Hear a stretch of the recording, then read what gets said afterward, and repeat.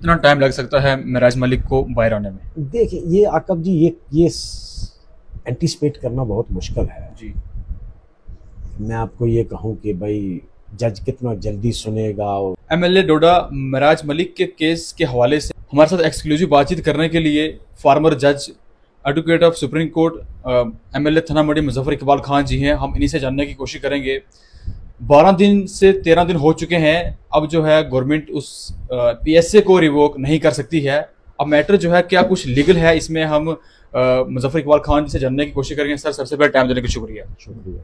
Sir, जैसे कि आपने पहले कहा था, अगर डिप्टी कमिश्नर चाहे 12 दिन के अंदर पीएसए को उस ऑर्डर को वापस ले सकता है, लेकिन सर आज 13 से 14 दिन हो चुके हैं, पीएसए को रिवोक नहीं किया गया है। आप सर, पूरी जम्मू कश्मीर की आवाम इस वक्त जो है नजरें आप पे टिकाकर बैठी हुई है, क्योंकि जो इसमें एक सीनियर एडवोकेट थे कोतवाल साहब, उन्होंने भी जो सर इस केस को विड्रा कर दिया है। इस वक्त पूरी जम्मू कश्मीर की आवाम और खासतौर पर डोडा की आवाम जो है आप पे भरोसा रखती है। आप इस केस को किस तरीके से देखते हैं सर? देखिए, डिप्टी कमिश्नर का इख्तियार 12 दिन तक है जी, under PSA public safety act में, लेकिन गवर्नमेंट के लिए 12 दिन की कैद नहीं है। गवर्नमेंट उसको किसी वक्त भी रिवोक कर सकती है जी।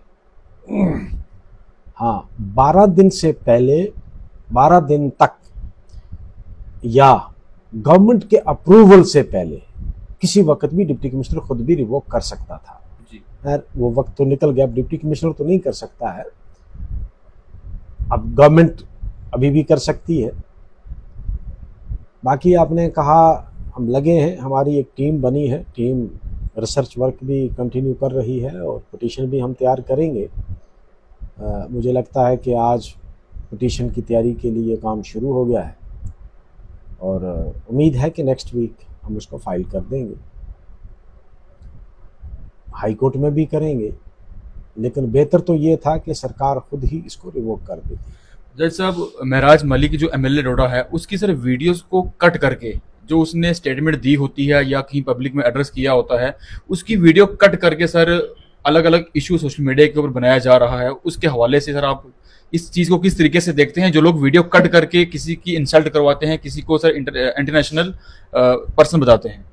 बिल्कुल, मैंने भी एक उसकी ओरिजिनल वीडियो सुनी है जो उसने दिल्ली में एक स्पीच दी है कहीं। उसने कहा, क्या जम्मू कश्मीर हिंदुस्तान का हिस्सा नहीं है? तो क्या पीछे से काट दिया है और बाकी वीडियो वायरल कर दी है जी।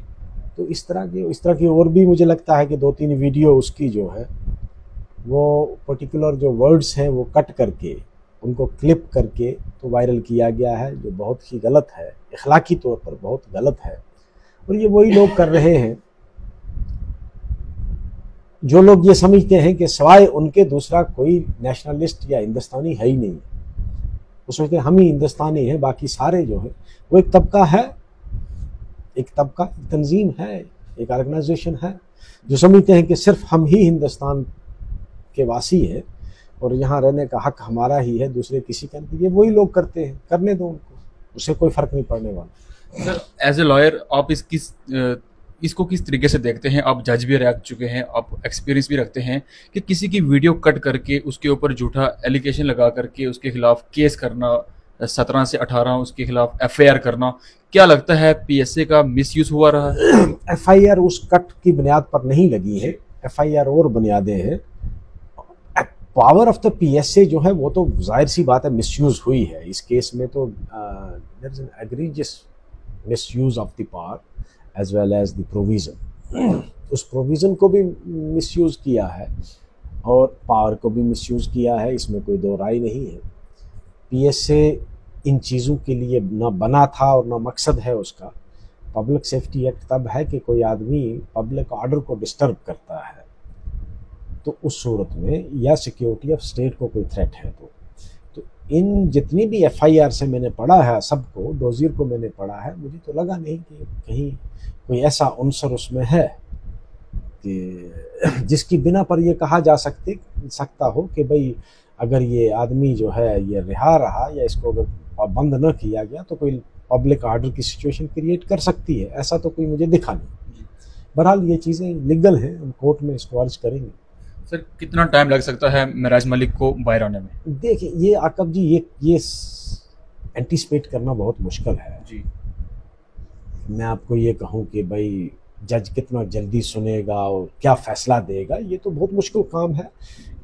ये तो जजेस पर है भाई, जिस जज साहब के सामने लगेगा वो उसको पहले ऑब्जेक्शन मांगेगा सरकार से। अब कितना टाइम सरकार को जज देता है ये उनकी डिस्क्रिप्शन है जज साहब की, तो ये कहना तो बहुत मुश्किल है।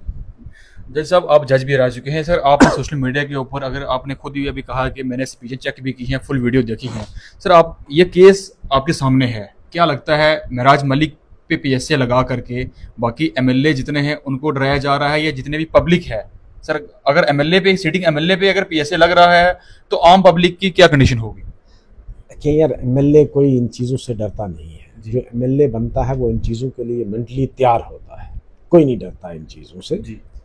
और आपको किसी को कोई गलतफहमी हो गई हो तो ठीक है, महराज साहब का तरीका गलत हो सकता है। अब कोई और एमएलए होगा, वो कोई और तरीका प्रोटेस्ट का निकालेगा, उन्होंने जो प्रोटेस्ट का तरीका निकाला वो हो सकता है गलत हो, मैं नहीं उसको अप्रूव करता, लेकिन मुझे नहीं लगता है कि इससे कोई एमएलए डर जाएगा जी। वो तो जो एमएलए बनता है वो इन चीज़ों से नहीं डरता है जी। सर, गवर्नमेंट ऑफ इंडिया से आपकी क्या रिक्वेस्ट रहेगी इस तरीके के, अगर कोई बंदा स्पीच करता है उसके खिलाफ जो पीएसए लगा देते हैं? सरासर गलत है भाई, ये तो पीएसए का मिसयूज़ है और इस किस्म का रैम्पेंट यूज़ जो है पीएसए का, उसके मकसद को ही ख़त्म कर देता है। पीएसए का मकसद कुछ और था, उसका पर्पस जो था पब्लिक सेफ्टी एक्ट का वो डिफरेंट था, उसका इस्तेमाल इन चीज़ों के लिए नहीं था।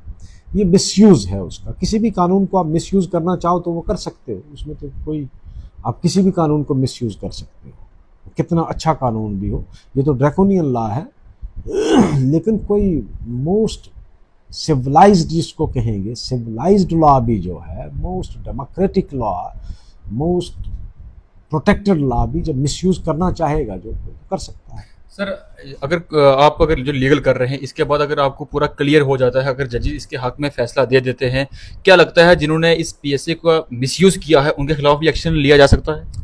वो तो ऑनरेबल कोर्ट तक है। कई बार कोर्ट ने हर्जाना लगाया है, एक डिप्टी कमिश्नर को हर्जाना लगाया है एक जज ने कि भाई आप हर्जाना पे करोगे, आपने गलत पीएसए लगाया है। तो वो तो जज साहब की मर्जी है, अगर जज साहब लगाना चाहेंगे डिप्टी कमिश्नर पर हर्जाना तो लगा सकते हैं, गवर्नमेंट पर लगा सकते हैं, वो जज साहब की मर्जी है।